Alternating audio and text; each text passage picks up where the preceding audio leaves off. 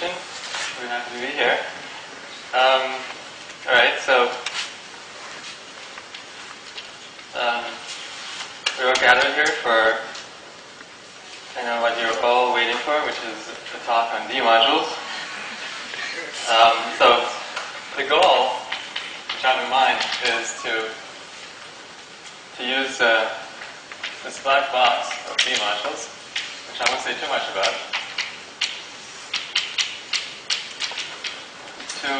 to explain where categorical SO2 actions, or why categorical SO2 actions show up in geometry.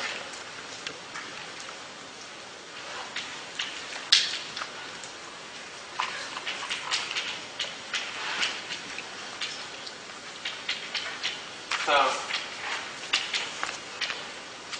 there have been several talks on categorifying quantum groups, and some people have said certain reasons why you might be interested in studying quantum groups. What I want to describe is how you can actually get actions of those quantum groups, of categorifying quantum groups, to act on categories arising from geometry. And really, most of the reason why that happens, and it's even possible, has to do with the geometry of some very simple varieties, Riemannians, and the categories of Dmodules on these Riemannians. So I just want to go through this picture, this very fundamental picture, from which, in some ways, I can say most other constructions will follow. So some of the motivation maybe is, let me quickly review what I mean by categorical SO2 action. So, categorical SO2 action, I mean the following.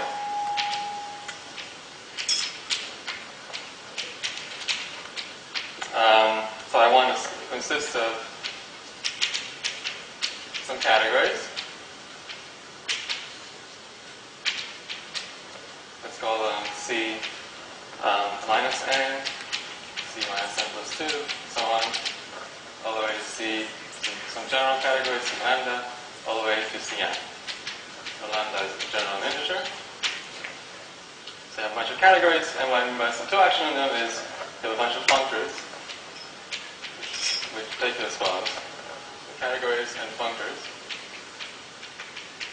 And the functors, they take you to the right, the e's take you to the right, and the f's take you to the left. And what relations are between these functors? So such that if you look at the commutator between these two functors, namely EF minus FE, then the commutator, namely EF minus FE from the other side, is equal to a bunch of copies of the identity, and the number of copies of the identity depends on where you're starting from. So if you're starting from lambda, and you apply an E and then an F, versus applying an F and then an E, you get leftover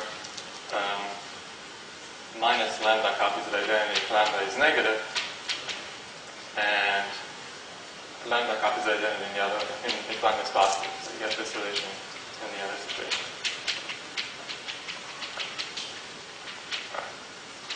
Okay?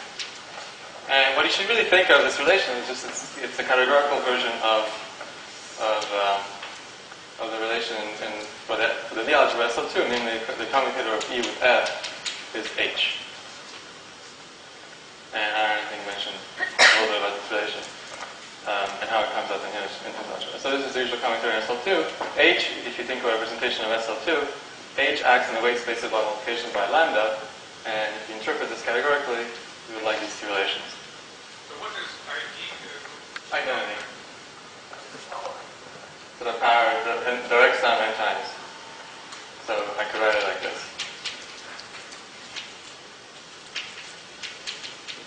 Okay? It is identity functor, and you can take it to x sum with identity functor lambda times. Now, of course, you can only do it if lambda is positive. If lambda is negative, you take it minus lambda times. Okay. So just reasons to care at all. So what we'd like to come up with is examples of such categories and such actions. why in the world do you want such a thing? Well,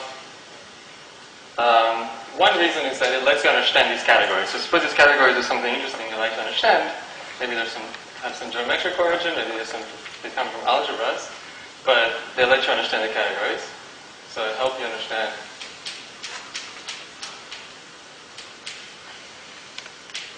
the category C lambda. And what do I mean by that? Well, what's an example of such a thing? For instance, you can use this construct equivalences.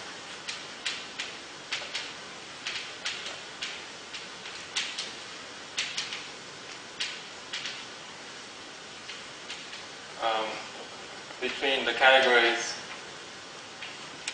C lambda and C minus lambda.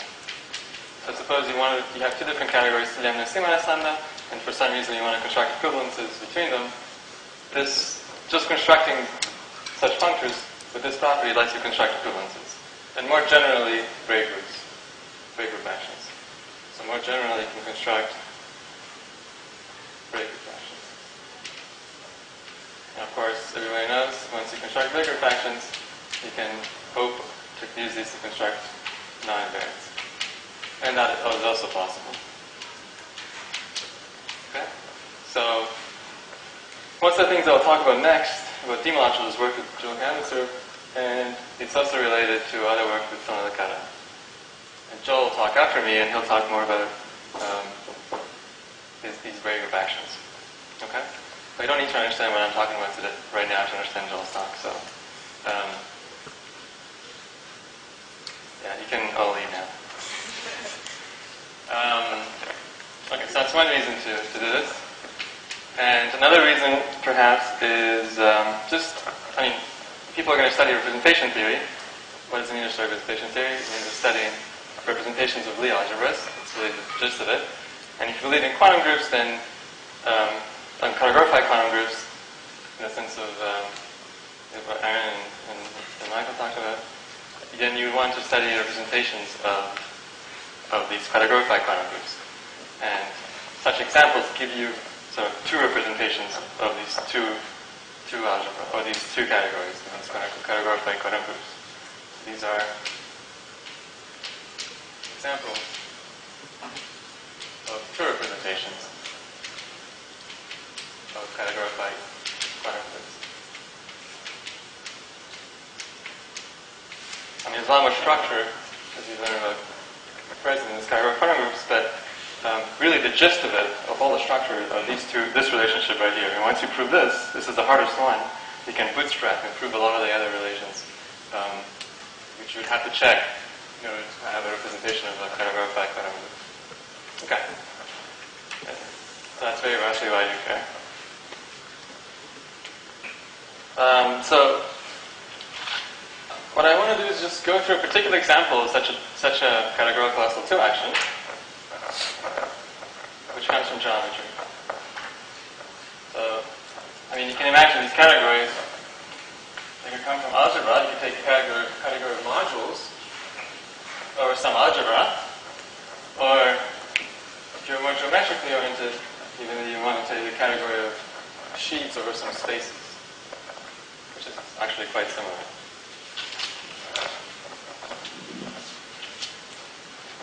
Alright. So what is C lambda in our case? Basically, most of the time goes the following example, and I want to explain where this thing comes from. Geometric relation. So we'll take C lambda to be the category of Dmodules on the Grassmannian GKN. So GKN is just the space of all k-planes in Cn. So you look at the space of all k-planes in Cn, just like projector space is the space of all one-planes in Cn, you can look at the space of k-planes, and I'll usually denote this as just 0 sitting inside of V sitting inside of Cn, where this is k-dimensional.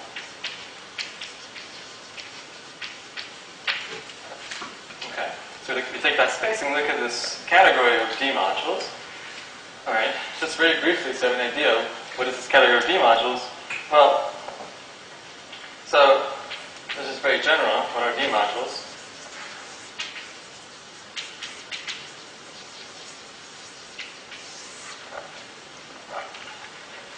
Well,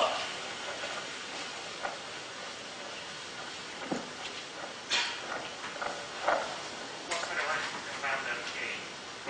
What's the relation? oh, what's the relation? Good question. So the relation is that lambda is 2k minus n. So basically, you should think of this n as fixed. We'll fix big N from now on, and we'll vary the k, and as k varies, the lambda will vary. And lambda is just that. Okay. Any other questions?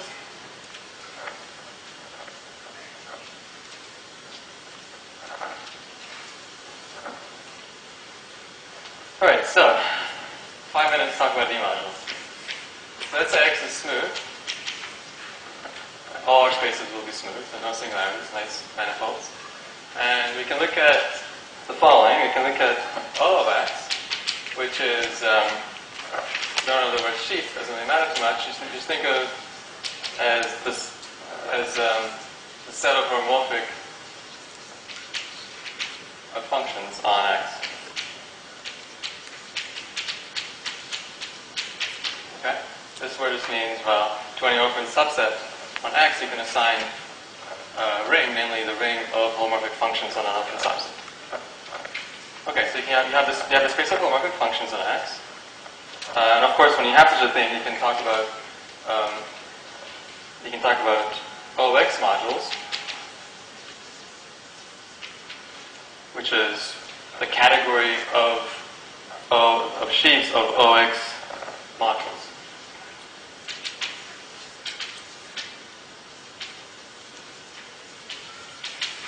Okay, so this is a ring, right?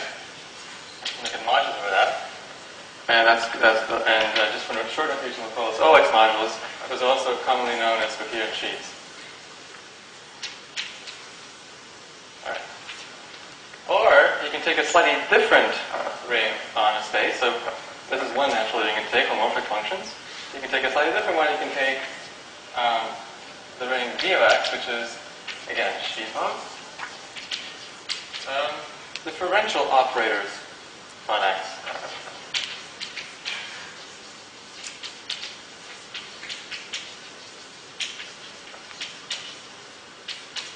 So I just mean, what is a differential operator? Well, just locally it means like things like x squared plus d by dy minus y squared d by dx dy. Things like that.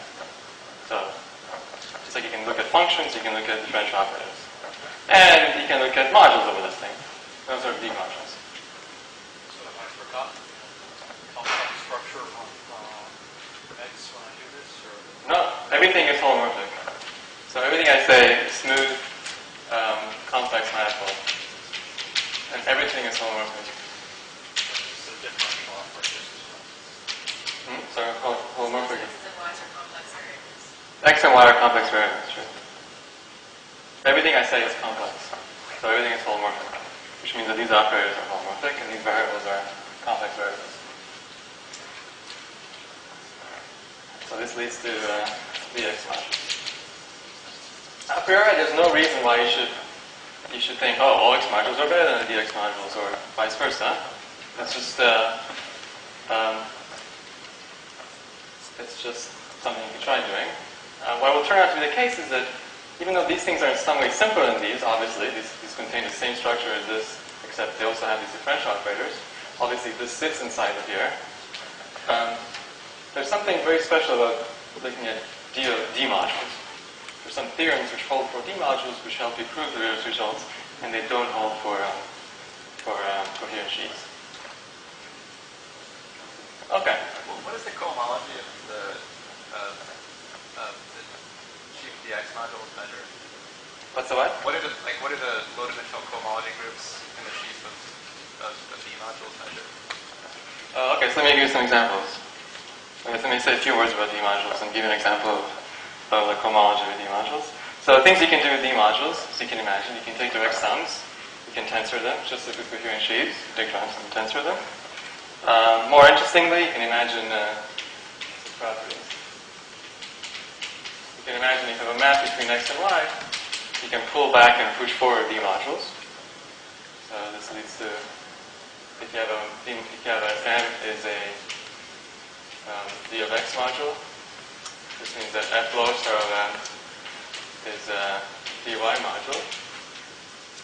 And if you have n, which is a dy module, then f upper star of n is a dx module. So you can use natural operations of push forward and push back and pull back. You can also tensor them, take direct sums. This is pull back, this is push forward, pull back. So all the operations you can imagine you can do.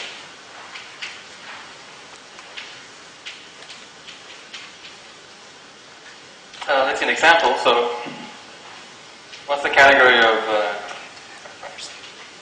D of a point Dmodules?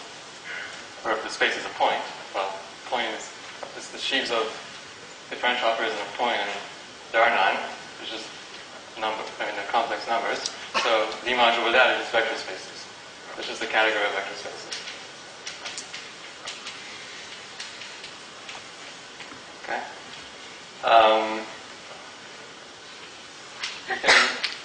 More generally, they can be more complicated. I'm not going to explain them as explicitly as this, but let's say we consider a space from x to a point, a map from x to a point. X is smooth in this case. Now, so let's just do one example. What is the push forward of O of x? So O of x is a D module. It's an example of a D module.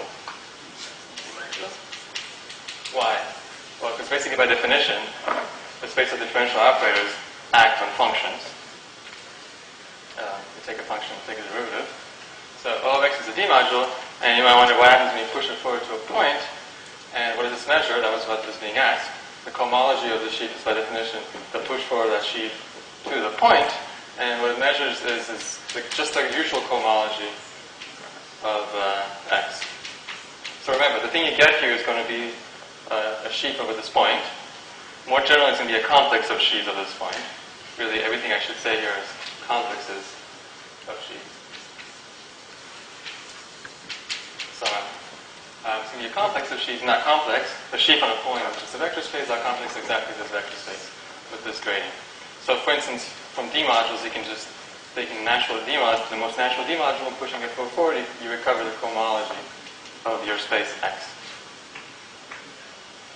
Okay. If you push this module, this is also an OX module, obviously. It's a coherent sheaf. If you push it forward to a point, as a coherent sheaf, you do not get the cohomology of X. You get the double cohomology of X. So that's a little bit different. Anyway, that's just some examples. It doesn't matter too much. The thing to remember is that you can push things forward, you can pull them back, push them forward, tensor them, all the natural operations. Okay. Any other questions? So, as I said, we're just going to use the black box. There's only one more theorem I'm going to use, a big theorem about D-modules, about push forward of D-modules. This is what happens when you push forward D-modules from a space to a point. More generally, you can imagine pushing them from X to some other space Y, and then it's a hard question to answer what you get. And the point of working with D-modules is that it's easier to do it for D-modules than for coherent sheaves. So let's look at that for a moment, and let's do a little geometry. So let's go back to this example, this thing, and try and construct the functors E and F. So now we understand well. I have an idea of what the category is. It's this additive category, and it's a construction of S of F.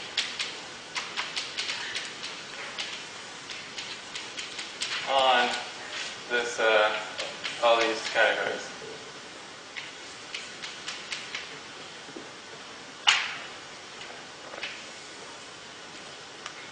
So to do that, we again need some little bit of geometry. So here we have GKN, which is the space of all such things. And here's GKN plus 1.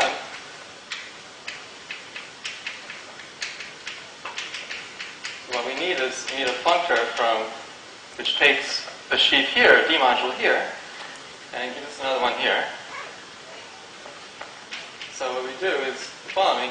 We introduce one more space, which is this called W, which is the space of triples, like this. Just remember, this thing has dimension k. I'm not going to write it every time. It's k-dimensional things. This has dimension k plus 1. Oops. K plus 1. We can consider the variety, the states of all points, which look like V sitting inside the V prime instead of Cn. So a priori, these things could be unrelated. We insist that they sit inside each other. And then we have two projections to these two spaces, namely, let's call them pi 1 and pi 2. And this one forgets V prime. And this one just forgets V. Okay? And given this, we can construct quite naturally something from the machine which takes things from here and gives you there, namely it takes a sheaf here, pulls it back, and then pushes it forward.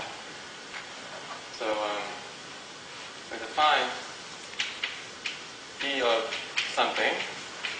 So M is a D Riemannian Kn module, D module. And this is defined to be pi 1 upper star of n, pi 2 lower star. Okay? And similarly, f is defined just by going the other way. So f of n is pi 2 upper star, pi 1 upper star. Okay. So those are functors, E and F. So why in the world do they satisfy this weird commutator relation that EF is equal to FE plus the function copies of the identity? Well, let's try and prove that. It's actually not that hard. Except that you have to use one big hammer that comes from the theory of D modules. So, plain. This gives an S to action.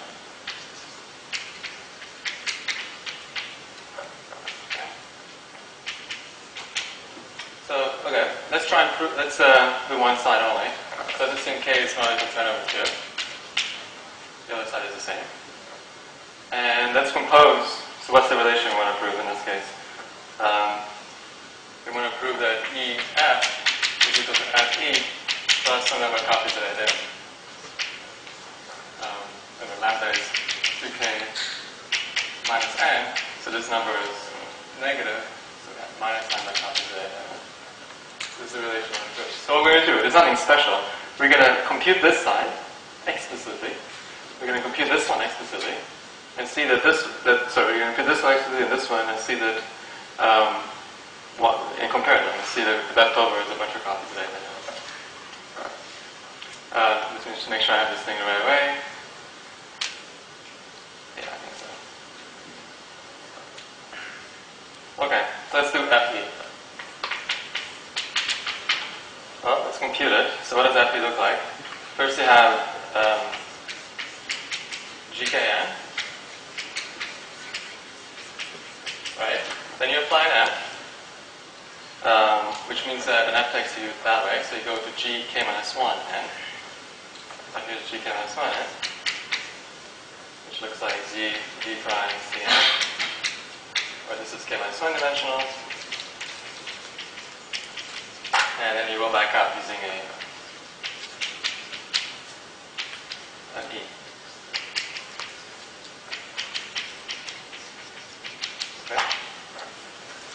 And what are the correspondences? The correspondences are these W's. Let me draw them out. Here's W, first one, which looks like 0 V D prime Cn, except that the D prime is smaller, so it's actually V prime V Cn. And then this correspondence here is 0 V prime V double prime Cn. Okay, so we just need to figure out what happens when you go like this. Well, what I'm going to do is the following. I'm going to use a little bit of basic facts about D modules, about composing such things, and you guys just have a little more space. I'm going to take the fiber product of these two spaces over this space. So let's call these spaces W and W prime as before. And I'm going to take the fiber product over this one. And what does it look like? So I write that explicitly. Well, the fiber product, it means that the V here is agree. They have 0 V prime. And then you have, well, the V and V prime here are arbitrary. They sit like this. V prime and V arbitrary, and then everything sits inside Cn. So that's what the fiber product looks like. Very explicitly. Okay. And just the basic fact about composing these things, which I don't want to write, but it's very fun, very easy to prove. This is not the hard part, is that doing this is the same thing as doing this, going up and then coming down. So the composition is just this. You go all the way up to this guy, and then you go back down to this guy. Okay? Let's call this variety something else. Let's call this guy W double prime. Okay, we just need to understand a little bit about W double prime. Is it a bad space? Is it possibly not smooth or badly behaved? It actually is a very nice space. It's smooth. How do we see that it's smooth? Doesn't have, well, if you forget V prime, that's the same thing as choosing, if you forget V first, it's the same thing as choosing a V between these two spaces. That's a Grassmannian. If you forget then this one, again the same deal, and then you're left over with a Grassmannian. So this space is very simple. It's just an iterated Grassmannian bundle 3 times. It's a very nice smooth space. Okay. That's just to make you feel a little bit easier if you think that space is going to get us trouble. Alright. So the last step is to take the space W double prime. And ideally what we like to do is to get, we're going to put, so notice that this space here, W, embeds in the product of these two spaces. These two map from here to here embeds it. This one embeds it into here. So I'm going to try and embed this space into the product of these two things. So we look at the projection of this W double prime to G, K, N cross G, K, N. Let's call this P. So this just forgets V prime. This map here just forgets V prime. So you're forgetting some information.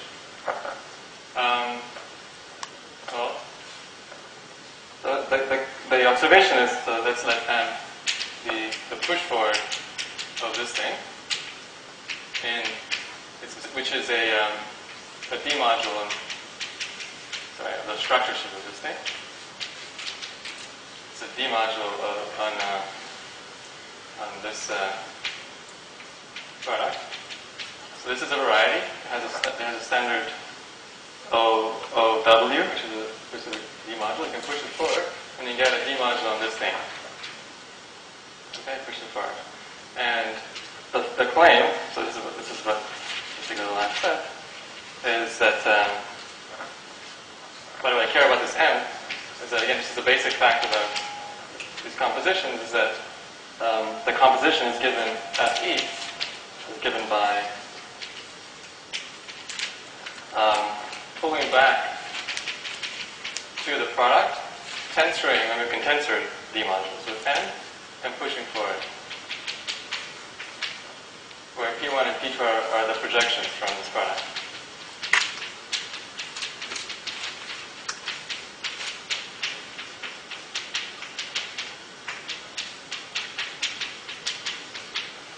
Okay.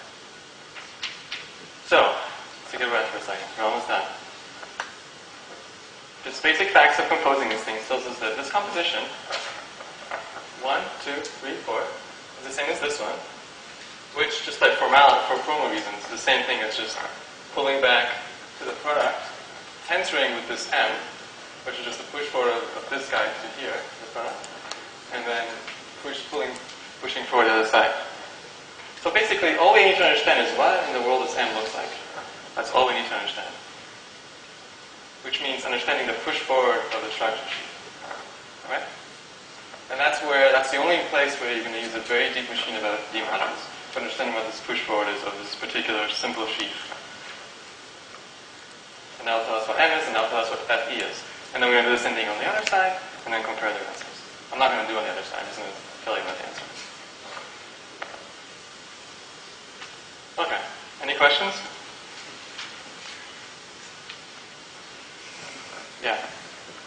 In order to know that the zigzag path and the big, that other path are the same, do you need some sort of condition in the middle about like transversality or something? Yeah, you do need some condition of transversality, but in this case it's very trivial. This thing is a fiber bundle, this map. Okay. This map is a fiber So they're bundle. both surjecting. So everything is subjective and beautiful, so there's no problems at all. There are a few things I'm going to shove under the carpet, but everything I say until this point is trivial. I mean, once you just know some of the basics, it's trivial to check. There's no technical problems at all. If I had 2 hours, I could go through all the details. Any questions? I don't have that much with me. Yeah, there's not as much. I can go with that.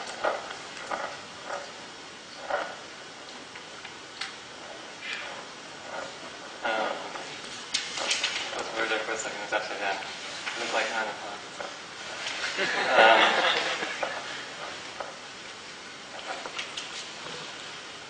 So let's look at this map. What is the image of W double prime? What is the image of this W double prime inside this thing? It's not an isomorphism. Namely, for getting this V prime, we actually lose some information. What kind of information is this? Well, let's see what the image is. So I claim the image is the following. Is things of this form, obviously, but with some condition. Well, what's the condition? Well, clearly the condition is that the intersection of these two things better contain something of dimension 1 smaller. So the dimension of V intersection V double prime is at least k minus 1. So these things are both k-dimensional. In general, they'll intersect in much smaller dimension. We impose this condition, and I claim that's exactly the image of W double prime. And this variety is actually singular. This is a bad variety. Okay? This double prime is a smooth one, and then we collapse a part of it, and we got a very singular variety, which is hard to understand, but harder to understand. But at least here's a very concrete description of it. What are the fibers of this map? Remember, this map, this thing comes with a map, like this. What are the fibers? Well, there's two possibilities, right? Either the intersection of V and V double prime is k minus 1 dimensional, in which case we uniquely recover this V prime, because it's just the intersection. It has to be an intersection. So either it's one point if V is equal to V, if V is not equal to V double prime, or if V is equal to V double prime, then what is it?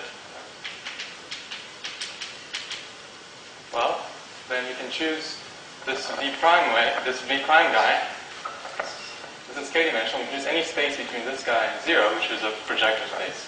So it's isomorphic to projector space P k minus 1. Right? So that's what the fibers look like. So here's the last calculation you need to make, and it's a weird remark, but it's going to be crucial to a final application of our big theorem. So just a remark. Look at the following thing: dimension of locus where V is equal to V double prime. So that's the special locus, right? Where the fiber. This is generically what happens. Most of the time they're different, and we get 1 point. Every once in a while they're the same, and we get a bunch of huge number of points in the preimage. So in the special situation, look at the special locus, and look at the dimension of that plus twice the dimension of fiber over that locus. Okay? And, I mean, look, this locus is, what is this locus? It's when they're equal to each other. So that's the same thing as the locus of the dimension of the Gaussian, of k lengths in Cn, plus 2 times the dimension of fiber, which is the dimension of dk minus 1. Okay? And if you calculate that, and that's just a simple calculation, you get k times n minus k plus 2 times k minus 1. Okay. Alright, fair enough. And why am I doing that really weird calculation? Well, I'm going to compare it to the dimension of W prime, W double prime. Dimension of the whole space I'm mapping from. And if you do calculate that, again, as I describe this thing as an iterated Rosmanian, so it's easy to describe this dimension. And if you do it, it takes an extra line. I'll save you the trouble. You get this. So it's this plus this versus this plus that. Alright? But notice that we were in a situation where k is less than or equal to n over 2, which means that this thing is less than or equal to that. Okay? So dim of W double prime is greater or equal to dim of that locus plus 2 times dim of the phi. Okay? Very weird calculation. But that's exactly the condition you need to check if you wanted to prove that a map like this, which maps from a smooth variety to something singular, is something called semi-small. That's the condition. Semi-smallness means that this inequality holds. In particular, actually, we have this strict inequality. So this map P is something called small.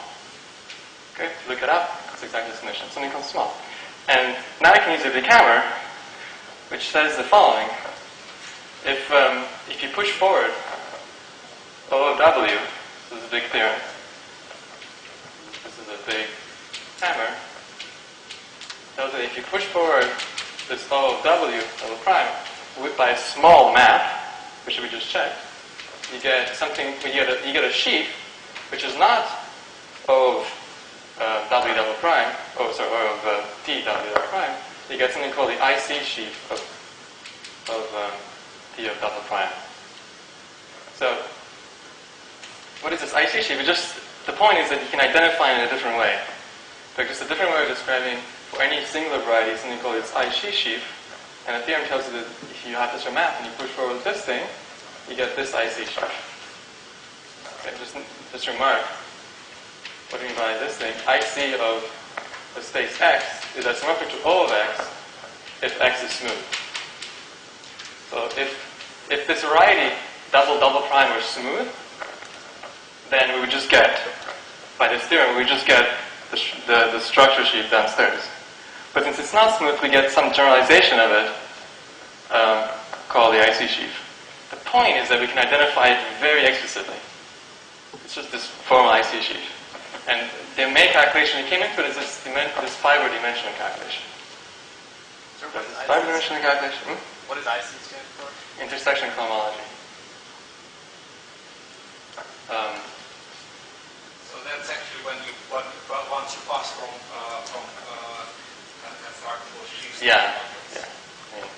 I don't know what else to call it. The comment was about the name IC sheet. He's suggesting that we should call it something else, but that's just terminology. So what happens if I do it the other way? So okay, we identified what this M is going F and then E. It's very concrete. It's this IC sheet. Okay, there's a huge machinery behind it. Whatever this IC sheet, well, it's hard to say, but there's some theory which tells exactly what it is. Now I can do it the other way. So on the other hand, you compose E with F. And what happens when you do it that way? Well, this map, this P, everything else was exactly the same. We never used the fact that K was smaller equal to N over 2. Anywhere. Except here, right? When we wrote this thing down. We compared this with this, and that's where we used that K was less than or equal to N over 2. So that fails. So if you try and do it on the other side, it's no longer a small map. And therefore you no longer get the IC sheaf. But there was a similar theorem which tells you, slightly just a generalization of that, that's the simplest version of it, which tells you that actually as something to the IC sheaf of, what variety? Well, if you do exactly the same calculation on the other side, you get this variety, it's called T W prime hat, the analogous variety on the other side, plus you have something left over because it's not small anymore, and you get a bunch of copies of the diagonal inside of diagonal inside of the product. Okay? And that's just an application of the same theorem, which I don't want to spend too much nice mentioning, yeah? What happened to the other terms? I mean, M was the, I thought M we could identify with S, but then what about those two other, the pullback and push forward that you answer with? Well, you mean this? Well, in both cases, there can be a pullback and push forward to the same thing, and the only thing that will be different is this sheaf. So I'm just going to compare these sheaves. I'm going to have M for this one, I'm going to have M prime for the other one, or M hat for the other one. If M is equal to M hat, then these functors are obviously the same. So I'm just going to compare these sheaves, these kernels. Okay? So on the other hand, this is given by, sorry, that's what you mean. Sorry, so FE is given by sheaf M hat, just like this, where M hat is that what you're, right? Where M hat is this combination. And this is, where this is a diagonal. What does a diagonal do? Well, the diagonal induces the identity. Because if you have a diagonal inside of the product, and you pull back, tensor by the diagonal, and then push forward, like the other side to show us the identity. You get back to exactly the same thing you started with. This induces the identity. And what is this P W prime hat? Well, it's the analogous thing to over there.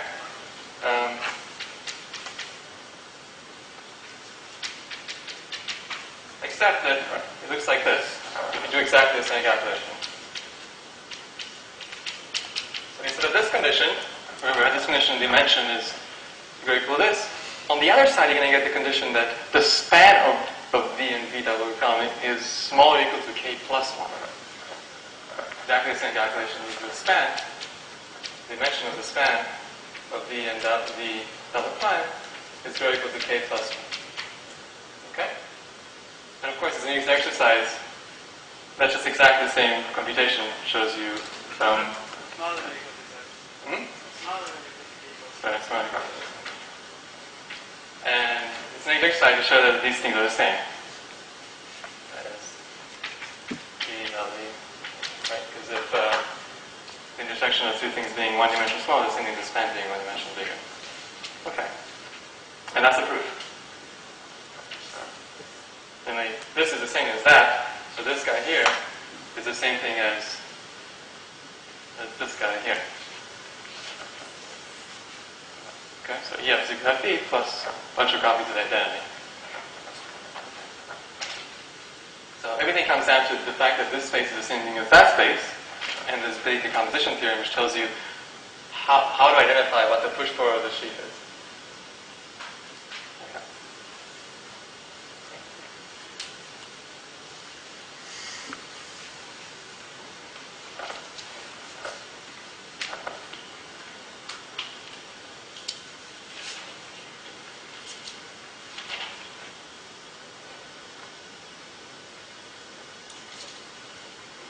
Alright, so just some remarks, I won't write them down. This theorem here, let's call it the decomposition theorem, which I used here.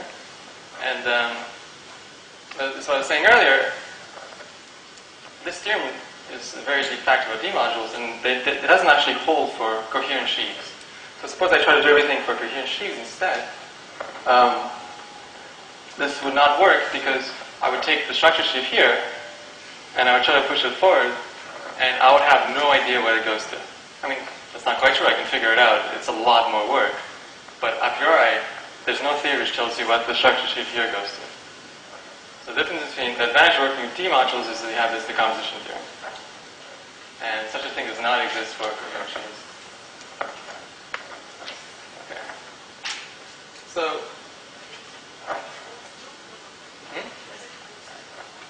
what is that supposed to be?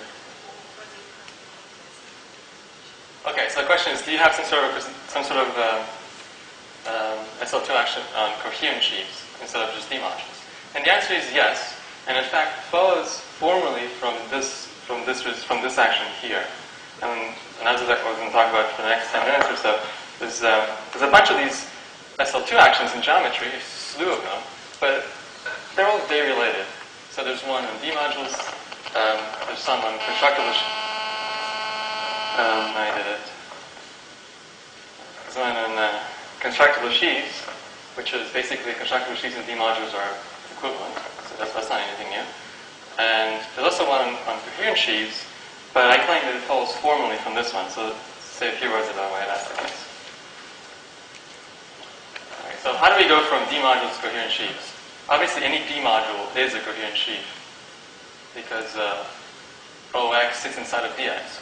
That's a little naive. That's something a little bit better than that. So DX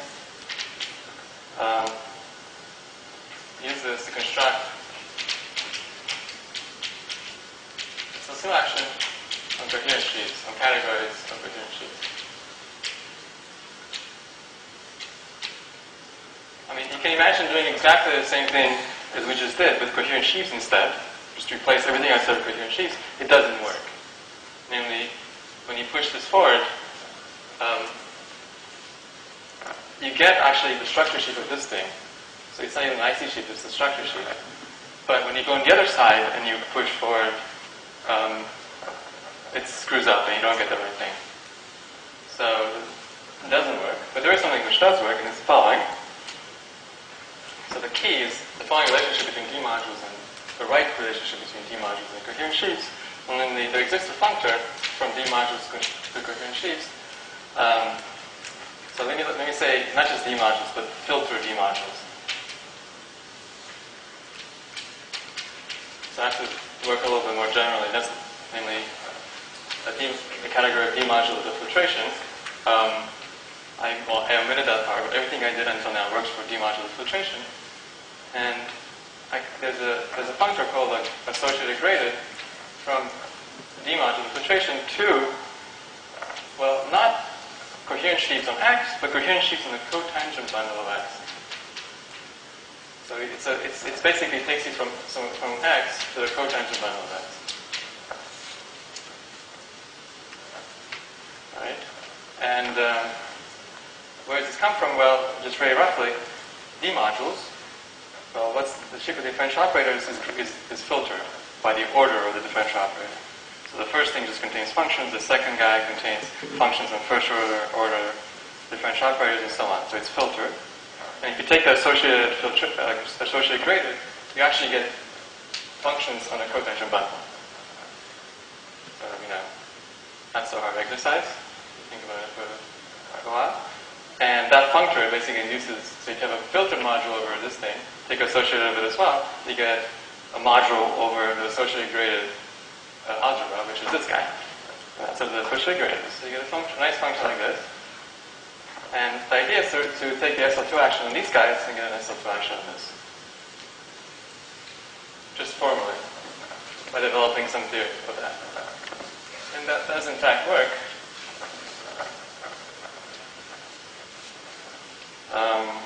Let me just tell you what you get. So GKN, what does it become? Gets replaced by cotangent bundle, right? And what does W get replaced by? Remember, W was this space 0 V V prime Cn. Match lines the cotangent to GKN and GK plus 1n. This guy gets replaced by the cotangent bundle, and so does this one. This one gets replaced by the following thing. Well, this thing sits inside the product of these two, and it gets replaced by the co-normal bundle, which sits inside a cotangent bundle of the product of these two. And fortunately, that has a very, very nice description, geometrically. It's the following space. Space of such things, plus an extra element, which is an endomorphism of Cn. So it's these things plus an endomorphism of Cn. And that endomorphism has to take you from Cn to V, and from V prime to 0. So I'm just giving you a very concrete description of this variety. This variety. So it has an extra information of this X. And this variety has also two projections, P1 and P2, to the cotangent bundle of this and this. And the cotangent bundle also has a very nice description. It's V inside of Cn, and again such an X which takes you like this.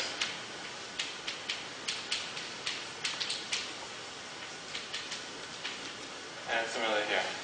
This is cotangent bundle of GKN.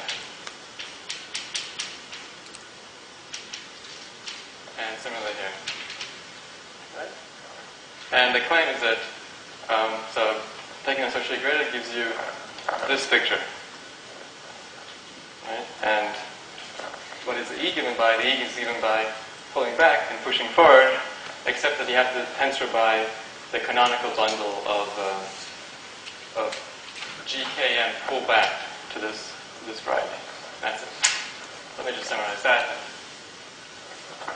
Make a few remarks on that.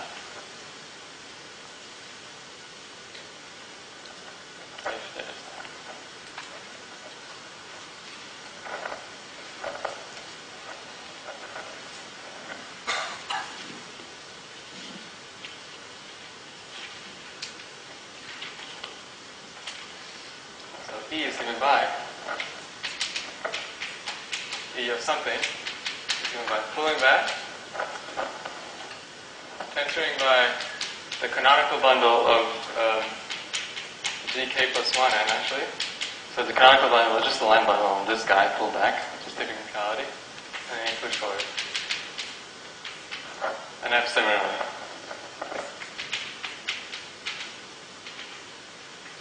And the claim is that this induces categorical SL2 action. And the point is the proof of this thing is formal. Follows. Okay. So if you were to try and do this thing by hand directly, I mean there is some work involved in this showing that it formally follows, but if you were trying to do this thing directly by hand, you would have a lot of trouble, precisely because you would try to do the same thing as we did before. You would have to work with these spaces, which are a little bit more complicated, but that's not the problem. The problem is that when you try and do these compositions, you run into trouble where you have to push something forward, structure sheaf, but it's coherent sheaf now, and you have no idea what it goes to. You could go to something really, really horrible which you have no control over. And you don't have the composition theorem. So it's a lot harder to do this thing by hand in the category of coherent sheaves.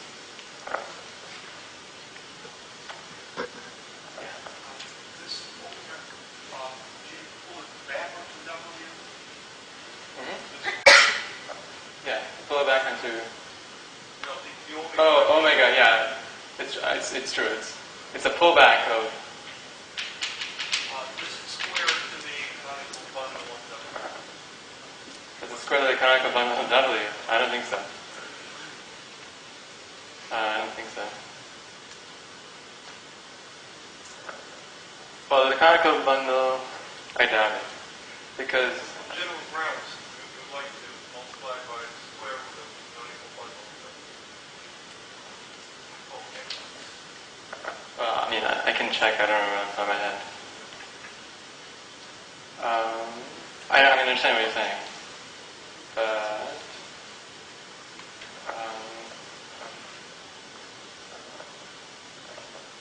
I don't remember exactly if it squares the canonical bundle. It's the right thing so that E and F are adjoint to each other. The left adjoint E is F. So. You can still, since if this is the only condition, you can twist them the opposite directions. You mean if, right this How one, rigidly is it fixed? Well, okay, that's a good question. So the question is how it fixes this line bundle. Originally when we wrote this huge thing, we had a different line bundle here, which is not the pullback of this thing. It's a different line bundle, and that worked. This thing is sort of saying that it's a more canonical line bundle because it comes canonically from this picture where there is no choice of line bundle. Here there's no choice of line bundle.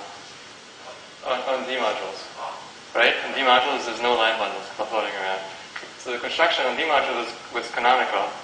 And so this line bundle here is sort of canonical. Well, it's twisted Dmodules, but that's the category of twisted Dmodules. So, I mean, there's no choice. I mean, a line bundle which has non-trivial Chern class is not a D-module. So there are no line bundles we could choose. It's not okay.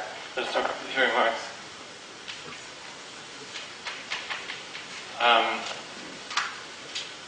Checking directly is So it's going to reverse. One is, I just talked about E's and F's. You can also define these, in all these pictures, these ERs and FRs, divided pairs, is in Aaron-Stock. Probably I'll let you mention too. So these are not quite E-R times, but these divided pairs. And it's also geometric. And two, we can generalize all this to flag varieties. So not just Grassmannians, but Grassmannians are two-step flag varieties. You can generalize to n-step flag varieties. And even more generally to things called quiver varieties. More generally. We generalize the idea of the flag of flag varieties. And I alluded at the beginning. I said something about Bray group actions. In this case, you get an action of the Bray group D2. Some of the Bray group, because you have isomorphism between the category of Dmodules on the lambda weight space and the minus lambda one. More generally, you get an action of the Bray group.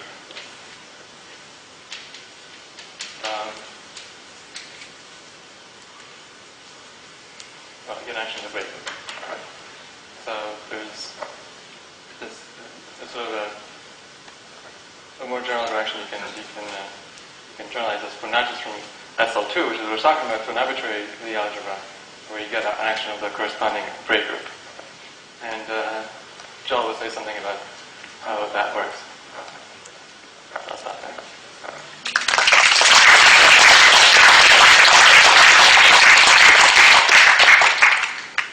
Questions?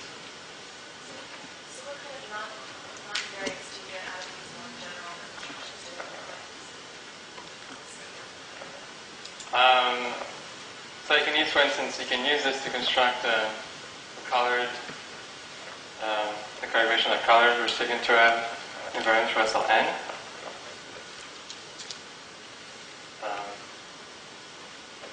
I don't know. I mean, one would expect to be able to do more than that, but I don't quite know at this point how to do it. At least you get. I mean, and as a fact, you get the color, the coefficient of color, Versteegen-Turab invariance for SLN. And by color, I mean not like the color by wedge I of the standard representation.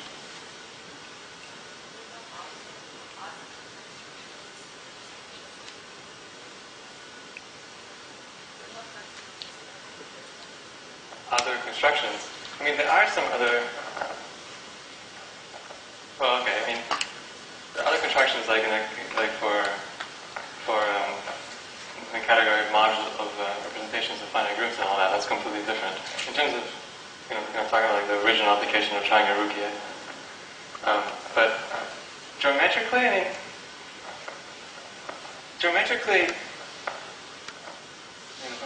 but geometrically they all come from this SL2 one. Even the proof, so there's an action on derived categories of coherent sheaves on quiver varieties, which are not cotangent bundles to anything. So you cannot use Dmodules directly to do this thing, because it's not a cotangent bundle of anything. So. But even in the case of quiver varieties, the proof actually gets, the proof of it, which just works with coherent sheaves, is to reduce it to SL2 quiver varieties, which are cotangent bundle Grassmannians. So even in that case, you reduce it to SL2 case, cotangent bundle Grassmannians, where you can use the Dmodules. So really, this example, in some ways, everything gets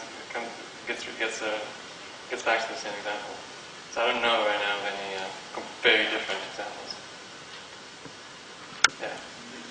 The non-link invariants you just described, do you get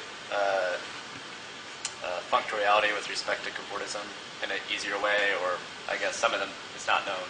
So the pre-existing. Well, I mean, for the ones that is, well, so the only ones that I actually know about is the one I just mentioned, and those ones, yes, it's not too hard to show functoriality for the usual reasons. It's actually a tangle invariant, and if you want to have an actual tangle invariant, it's all easy. It's not hard. If you can ask me about that plus or minus sign and all that, then no, I mean, that's a different issue. Slightly different issue. But you do your functoriality, projective functoriality, or whatever it's called.